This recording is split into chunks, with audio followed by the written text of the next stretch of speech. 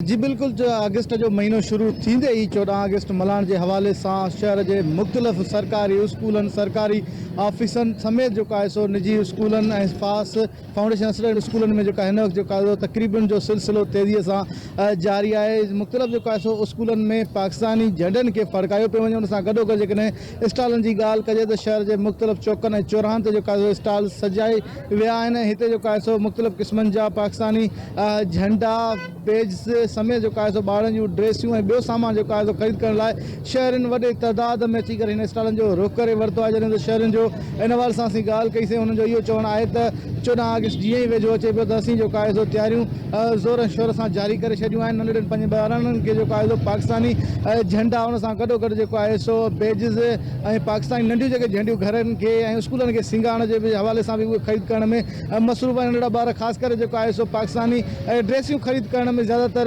वधीक जेको आहे सो ध्यानु ॾेई रहिया आहिनि। त जीअं जेको असीं 14 अगस्त जे आड़े जेके पाकिस्तानी 14 अगस्त जे हवाले जेका रैली निकिरंदी उन हवाले सां जेको आहे हू हिकु ड्रेस पाए करे जेकॾहिं निकिरनि रोडनि ते त हिकिड़ो बहितरीनु जेको आहे सो हिकिड़ो मिसाल क़ाइमु थी वञे दुनिया में त पाकिस्तानी जेको आहे सो नंढड़ा मासूम ॿार, वॾा नंढा पका पोड़ा जेको आहे सो पाकिस्तान सां मोहबत कंदा। जॾहिं हिन हवाले सां जॾहिं त सिंध एजुकेशन फाउंडेशन जे तव्हां सां हलंदड़ मुख़्तलिफ़ स्कूलनि में हिन वक़्तु बि तक़रीब जो जेको सिलसिलो आहे उहो जारी आहे। हिन वक़्तु जेको आहे उते बि पाकिस्तानी झंडनि खे जेको आहे फड़कायो पियो वञे। जी।